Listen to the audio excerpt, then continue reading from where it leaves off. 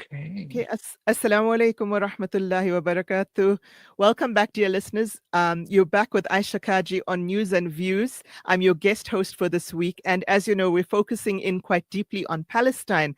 And I'm delighted to welcome as our guest from the United States, Palestinian filmmaker, documentary maker, writer, and arts lover, I think, Hareth Yousef. He is the Brock Family Visiting Instructor in Studio Arts, specializing in photography, documentary filmmaking, and moving image practice. He holds an MFA in Experimental and Documentary Arts from Duke University, a BA in photography from Columbia College, Chicago, and a degree in journalism from Birzeit University, where he also taught, and he's now currently also teaching at Duke. Harith, welcome to Salam Media. Thank you very much for making the time. I know the time difference is quite an issue to get around for all of us.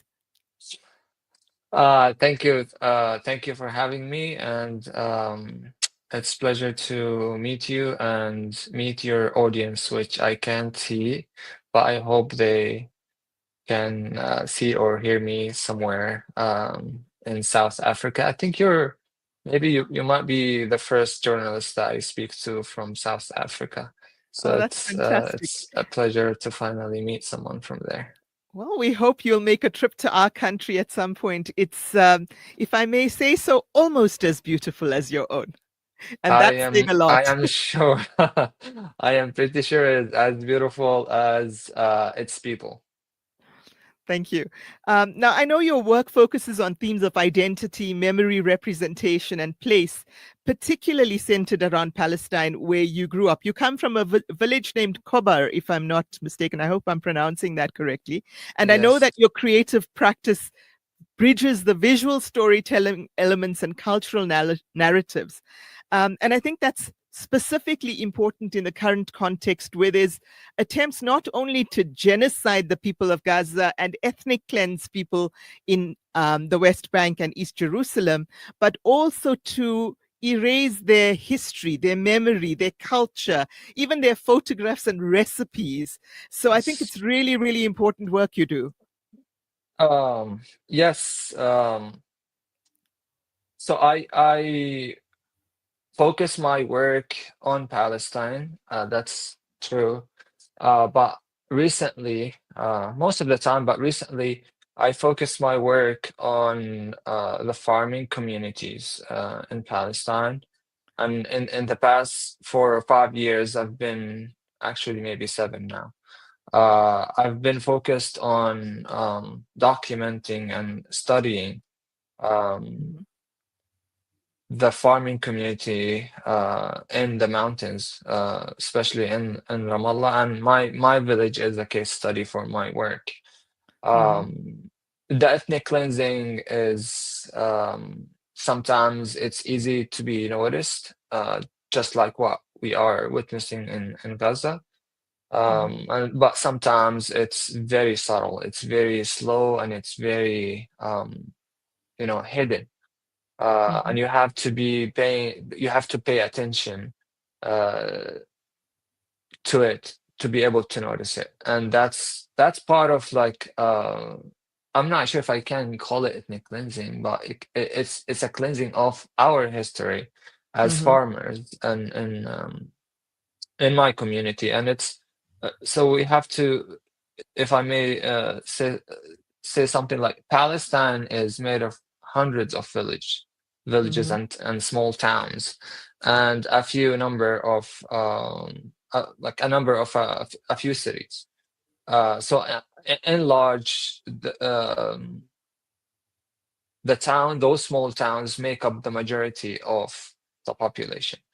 Mhm. But for various reasons, and for the nature of how the archive is built over time, we hardly see visuals of those communities.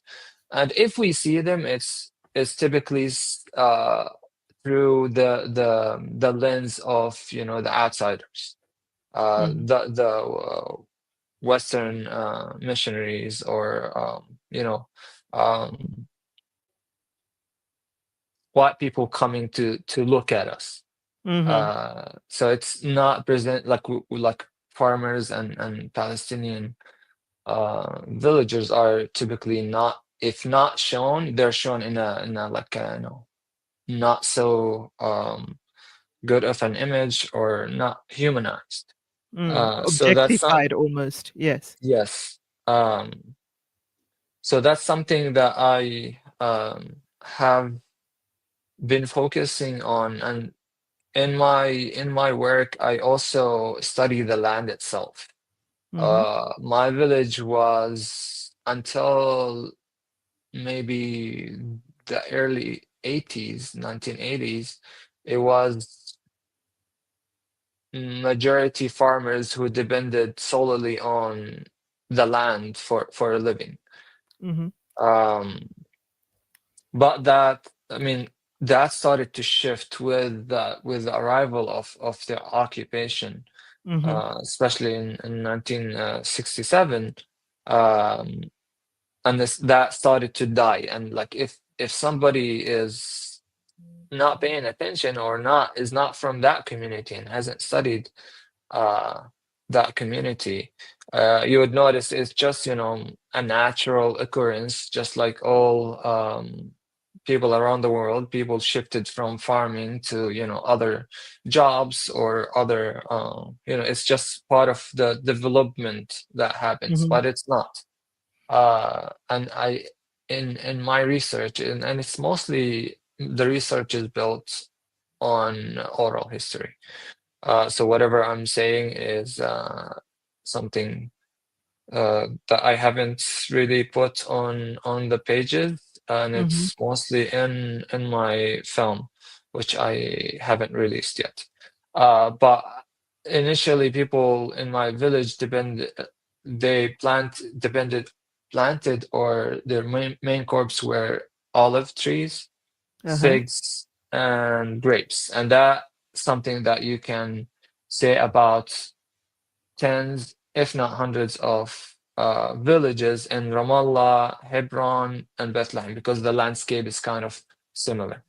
Right. It's not a flat land where people can, um, plant wheat or things Mhm. like that. But they did. But the main plants or trees that they depended on, um, olives, grapes, and Figs.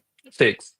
But with time and with arrival, and their markets started to Shrink. shrink with the Uh-huh. occupation, because I mean Yes. in 48, you know, the majority of the Palestinian for occupied in 48 and before, uh, so farmers lost access to that. Mhm. And then with the arrival of with the occupation in 1967, they also lost access to the market Mhm. everywhere. And then with that started they controlled the prices of the market. So if you have something that you want to take to the market and its price is $10, Mhm. they flooded the markets with cheaper alternatives, or cheaper, Mhm. figs, for Cheaper grapes example. or figs. Yes. Yeah, that made it hard for you basically, it's not worth farming. Mhm. And then they started introducing things like animals. So Mhm. initially they introduced gazelles. Wild gazelles are native to our landscape, but the amount they were releasing, it's like more than what the land can Sustain. Yeah. sustain. So instead of those, gazelles going around, and like the small number that we had going around eating, wild plants, and what we have in the landscape naturally, they started coming to the farms eating Mhm. the Fruit. grapes, or eating Yes. the olive trees and Mhm. things like that. But as Muslims, we eat the meat of the gazelles or deer, if in Mhm. some places easier to understand. So people started hunting them with traps. Some people at the time had, shotguns Mhm. that were, remnants from the Jordanian time. Uh-huh. Um, and then that didn't work. It worked for a little bit of time, but it Mhm. didn't, it Yes. had an effect on the farming, but it wasn't the cause for farmers to stop. And then the Mhm. other introduction of animals, I mean, that's also along with, the control of the market and what can you Yes. sell and what you can't sell. And then the other introduction is wild pigs. Oh So my they goodness. introduce wild pigs or boars, in the Mhm. US they call them boars, Yes. and those animals are like very vicious to the land, Aggressive. Yes. very very aggressive. They dig, they destroy terraces, Mhm. they uproot trees, and that was very successful. First of Okay. all, where the majority of Palestine are Muslims, especially in Mhm. these towns. We don't eat wild Pigs. pigs. Yes. Yes, Yes. they are very hard to track down or Hunt. hunt because they are mostly active at night. Mhm. They breed in very like big numbers. Mhm. Um, and even the ones who had rifles or not rifles, shotguns at the time, Mhm. they lost them because the Israeli occupation went Mhm. around and searched for anyone who had any piece of, Any piece of armament. Yes. Yes. yes, and they confiscated it, if not arresting the person who had it. So basically, you have no control. So those animals kind of prevented you from. So a lot of people kept farming, especially figs and grapes, but grapes were destroyed Mhm. mainly by the wild pigs because you can't have it on like a you can't build something for it to raise it up Around, uh, yeah, the vines. Yes. around the vines. First of all, because you're not allowed to. Mhm. So you're not allowed to build any or do any kind of constructions on the land because, especially after the Oslo Accords, and even before that, you needed a permit to do anything to the land. So if you want to change anything to the land, you have to get a permit, and the permit you get it from the Israelis, and most of the time it's rejected. Mhm. Um, and Yeah. then to protect the land, if you want to sustain it, you have to protect it. And if you want to protect it, the natural terraces, which are made of stones, they cannot, because they cannot fight. I mean, the wild pigs, after time, they will get through them because they will Mhm. keep, digging Digging. through Mhm. them, and they will get in the land. And that's something I've witnessed myself. Yes. uh and But then I if would, you want to. sorry. Yes, sorry.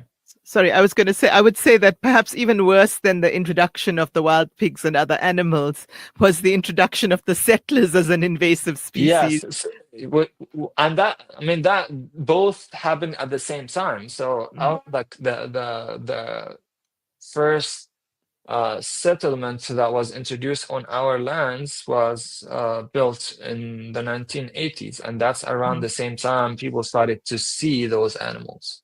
Mhm. There is a funny story about those animals.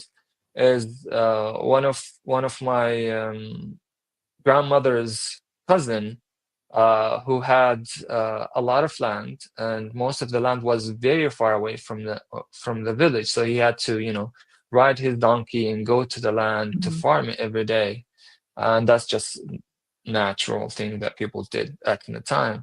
But then he started noticing that someone is, ruining his grapevines. Uh-huh. So whenever he went to harvest it, it was like find one or two that are like have been, messed up or destroyed or eaten. And he wanted to find out, and he would go early in the morning and sit somewhere and watch, but he found nothing. Right. And then someone have seen the animal and told him that there is an animal who does this and that. So he poisoned some bread, and he got some bread, put some poison on it, and went to the land. And he started, spreading those breads Spread around. Yeah, yeah, around yeah. his land.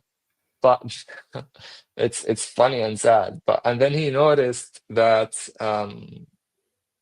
he paid attention and noticed that his donkey was eating those breads. Oh Uh, no. and he died. And that story became, the kind of the story that introduces the wild pigs as a vicious animal to the land, and the culture of farming that lives until today. Not everybody knows it, but like if you talk to farmers, they will Yes. know that story and they will know that person. And that's when people, started to see these animals and start to feel their presence in the land. And with And how they're settlers, impacting the farming, basically. yes. Unfortunately, today you cannot find grapes, or grapevines on. You might find some left over of the vines themselves, but you will never find the grapes when it The actual gives. grapes. It goes away quickly. Right. Um,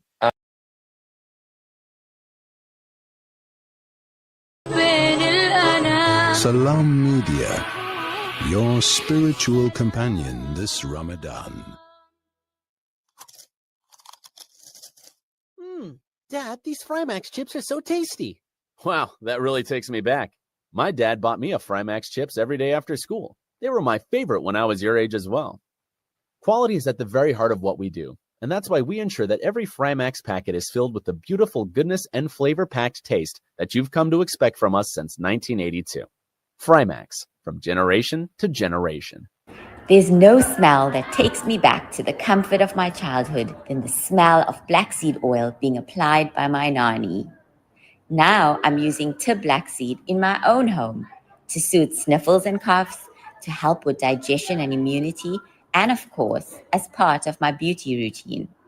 After all these years, I've come to appreciate the wisdom in finding comfort and shifa in trusted treatments like Tib black seed. You can find Tib black seed at all leading pharmacies, or find out more at blackseed.co.za. Sponsor an orphan, and you'll help support a vulnerable child to have the education they've always dreamed of, so they can build a brighter future. You'll be feeding a hungry stomach and a hungry mind with knowledge that will last them a lifetime. That's the power of an education. Sponsor an orphan now with Islamic Relief.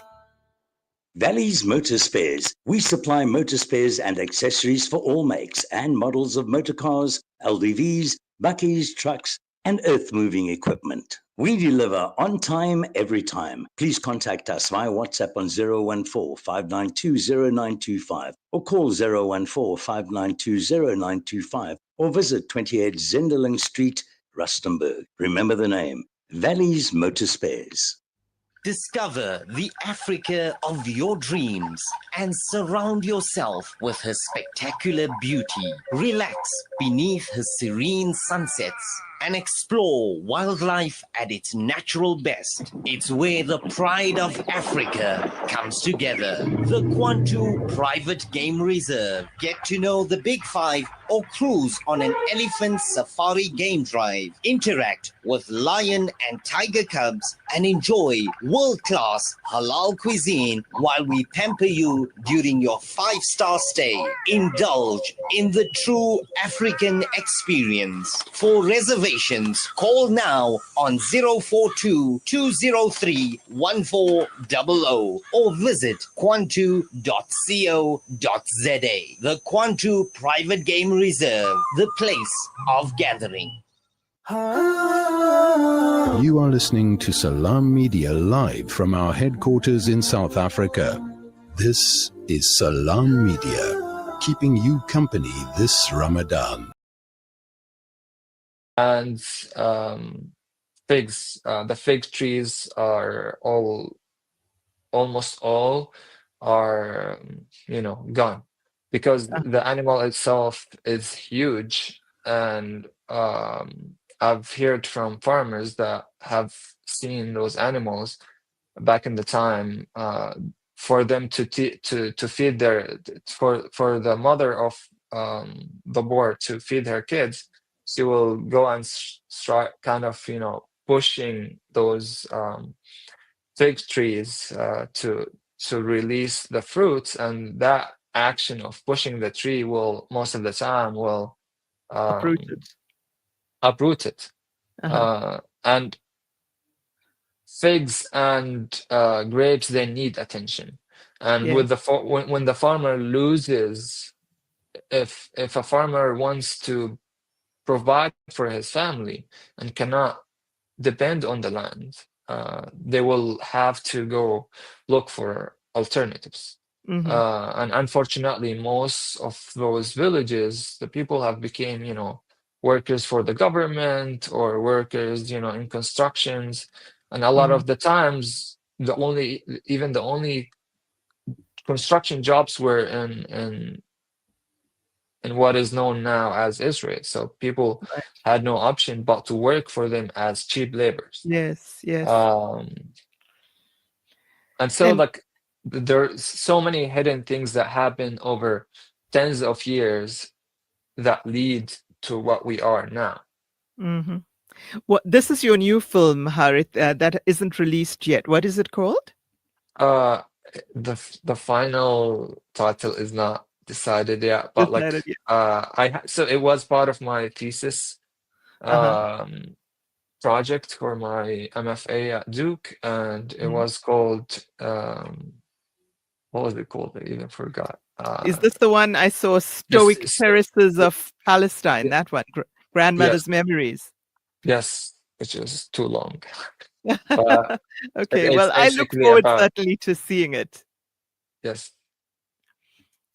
Can we move to talk a little bit about other documentary filmmaking in Palestine? I know that historically, because of the very skewed mainstream or legacy media perception of the Israel-Palestine conflict, as they call it, they don't often refer to it as an occupation, that documentaries and films generally from Palestine have had a hard time being distributed in the North or the West, if you will. And I'm certainly hoping that with the success of No Other Land, I know there have been criticisms of it as well. I haven't watched it yet, but I'm certainly hoping that with its success and also the success of documentaries like Where Olive Trees Weep, that will change. What is your take on that? My take, I'm not sure if you want my take on this, but there have been so many great documentaries and films made by Palestinians. Unfortunately, many of those documentaries and films haven't made it, but the ones who made it are typically has, like another director on the team that is either white, Israeli, or Jewish. So most of the films that make it out, it's like it has to include someone who's not Palestinian. And it's sad. It's a fact, and it's sad because it feeds into the narrative of like Palestinian is, I don't know, like the West has always, if you tell them a story, oh, he's Palestinian, so why do I need to believe his story? So Yes. the credibility of the Palestinian is not enough, as if you're trying to say that. But at the same time, people will say it's better than nothing. So you work with what you have to get Yes. out there. Yes. And no other land is an example of that. It's a good film. It's a good film to watch. It takes you into intimate moments into the houses of those people who are facing eviction and ethnic cleansing. Um, but if I have to say, like, it hasn't done anything that hasn't been done. The only Yes. difference is, like, we have an Israeli who's, A kind of, co-director. yeah, a co-director, and his stance is also is not he's not trying in the film. He wasn't trying to change the narrative that a lot of, like, Israel, if a lot of people who has worked with Israelis before, they will try to, alter the narrative to their advantage and try to Yes. present it as, both sides. Yes. Uh, Yes. so, like, this in the film itself, it's not done. The criticism of the filmmaker is that he has done it afterwards. Yes. At So award ceremonies like the Oscars, etc. Yes. yes, on his social media. Before the film, he wasn't someone who's known. So he and a lot of another criticism of the film is, well, what's the change? What is the change on the ground? Is Palestinians continue to lose, and you as an Israeli continue to benefit, even though if that was not your intention. Now you're known and as an Oscar, nominee and winner. While before you were nothing, basically, or not very known. Yes. Not So well known. at the same time, so you continue to gain while Palestinians continue to lose Lose. at the same time. In fact, one of the things that struck me as very ironic was that the very morning after the Oscars ceremony, there were bulldozers once again in Musafiriyata, where the film is set, and people losing their homes and being evicted from their homes, etc. Your own experiences of having, the occupation invade your home, you write about this several times in your posts. In one instance, when you were in the US and your mother sent you a message that the occupation forces were there. In another instance, you document when you were at home and they came to another house in the village. But while you were in the US, they actually came into your own home in Kobar. And that must feel really debilitating, really stripping you of agency in any way. Yes. And before 2018, I don't 2018 or 2017. 2018 was the first time they actually invade our house, and I was there. And that was like a few months after I returned from Chicago to Palestine after I finished my degree. And they invaded the house at 2 a.m., 1:30 or 2 a.m. The minutes I remember is like when they were on top of, like, my head while I was in bed. Wow. So like, you wake up, you open your eyes, and you see, armed soldiers in front of you. So that was not a pleasant view to wake up to. And then, they search the house, and then they gather both of us in one so my brother lives downstairs, like in the first floor, and we live in it's a house, but it's kind of two separate apartments. Right. So they gather all of us down at my brother's apartment, and have, like, two, three soldiers guard us, and we don't know how many are, like, out there. And then my mother gets upset, and she wants to she starts arguing with the soldiers and telling, oh, you're stealing our money. I want to go and want to get my money before you steal it. It keeps going back and forth, and like he keeps telling her to be silent, and she doesn't give up. After some time, like a tall white guy, one of them speaks in very fluent English. It almost like sounded like someone from New York. Is like, okay, get your mom and we will go up and so she can take the money she's talking about. And we go up, and the minute we get into the house, there's about like 30 Israeli soldiers. Wow. In the house, all over, like they have grabbed the dinner table into the middle of the living room and opened, a map on it, which is, obviously a map of the village. And the first thing that my mom saw is it was winter, and it was a rainy night. And they probably they were hiking or training through the mountains or something. So they came, and all over the house was full of dirt from their boots. And my mom started screaming at them, and making bad du'as for them.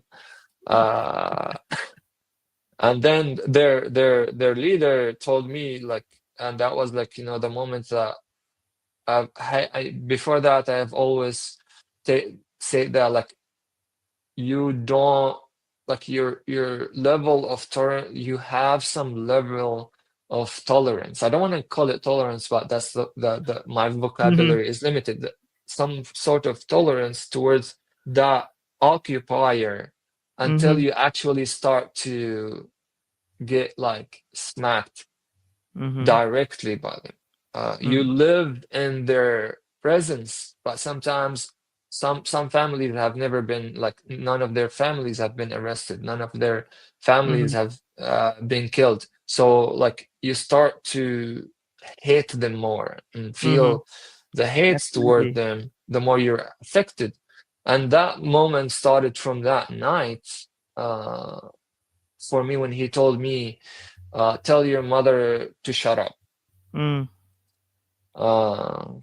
English. My mother also went to Bill University and she understands English, but he directed it at me to tell her to shut up, or else it won't be good.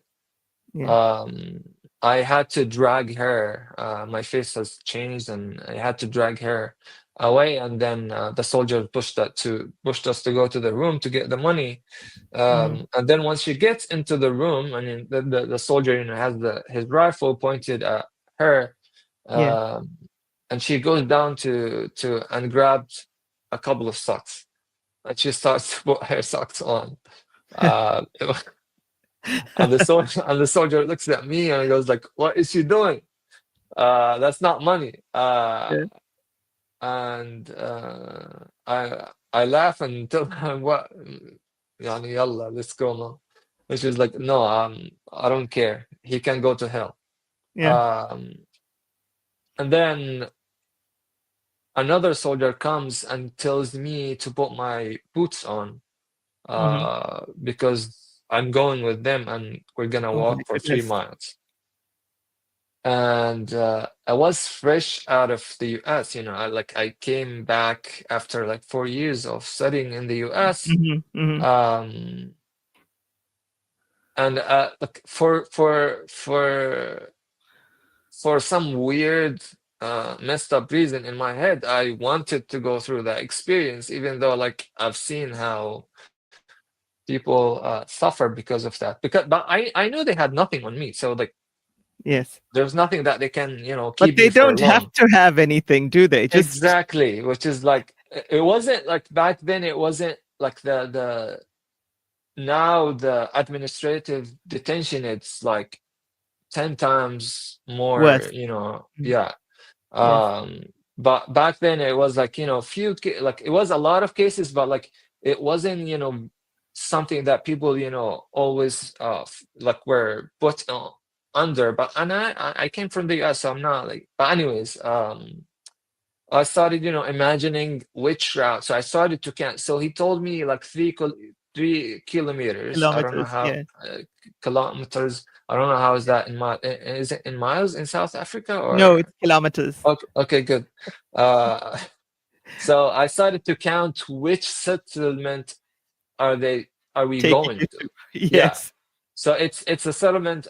Based on my estimation, it's a settlement that is closer to the south of the village, southwest. The other one is northwest. Right. And I put on, like, I took my time kind of, and he kept rushing me but Yeah. I took my time also, I'm afraid but I need to rush you as well because okay. we do have to take Anyways, a break. but anyways, so he came back another time and told me it's okay. You don't have to go. Stay. I was like, oh, I Alhamdulillah. told him I already put my boots on. And then I started kind of laughing, but then my mom says like, oh, they're taking Omar. So once we walk out of the house, all of them leave, and then we get out of the house and we see them dragging my brother with them, and it was raining. And again, the thought of like they had nothing on them, on him. They're just gonna take him for some time, and that was like typical in the village. That 30 guys were taken at the same night. So we thought, okay, if that he's gonna come back. Time goes on, and he was arrested and sentenced to like a 1 year in this really in occupation prison for 1 year, and the accusation was throwing stones at a military jeep in 2017.